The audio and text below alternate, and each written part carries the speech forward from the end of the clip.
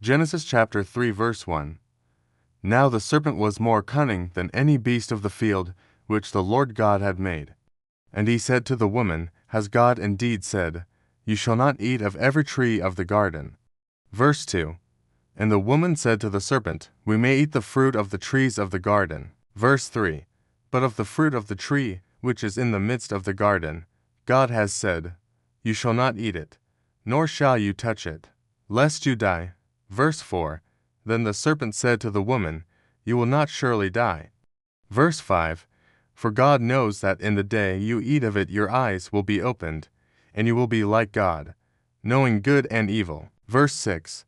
So, when the woman saw that the tree was good for food, that it was pleasant to the eyes, and a tree desirable to make one wise, she took of its fruit and ate. She also gave to her husband with her, and he ate. Verse 7. Then the eyes of both of them were opened, and they knew that they were naked. And they sewed fig leaves together and made themselves coverings. Verse 8. And they heard the sound of the Lord God walking in the garden in the cool of the day, and Adam and his wife hid themselves from the presence of the Lord God among the trees of the garden. Verse 9. Then the Lord God called to Adam and said to him, Where are you? Verse 10.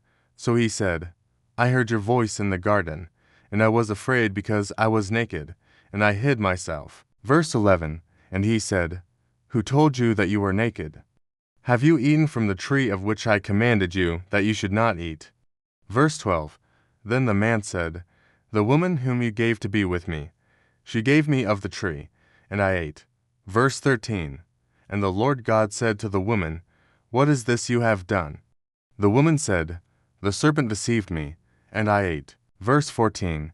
So the Lord God said to the serpent, Because you have done this, you are cursed more than all cattle, and more than every beast of the field. On your belly you shall go, and you shall eat dust all the days of your life. Verse 15. And I will put enmity between you and the woman, and between your seed and her seed. He shall bruise your head, and you shall bruise his heel. Verse 16. To the woman he said, I will greatly multiply your sorrow and your conception. In pain you shall bring forth children. Your desire shall be for your husband, and he shall rule over you. Verse 17. Then to Adam he said, Because you have heeded the voice of your wife, and have eaten from the tree of which I commanded you, saying you shall not eat of it, cursed is the ground for your sake. In toil you shall eat of it all the days of your life. Verse 18. Both thorns and thistles it shall bring forth for you, and you shall eat the herb of the field. Verse 19. In the sweat of your face you shall eat bread till you return to the ground, for out of it you are taken. For dust you are, and to dust you shall return. Verse 20. And Adam called his wife's name Eve, because she was the mother of all living. Verse 21. Also for Adam and his wife the Lord God made tunics of skin, and clothed them. Verse 22.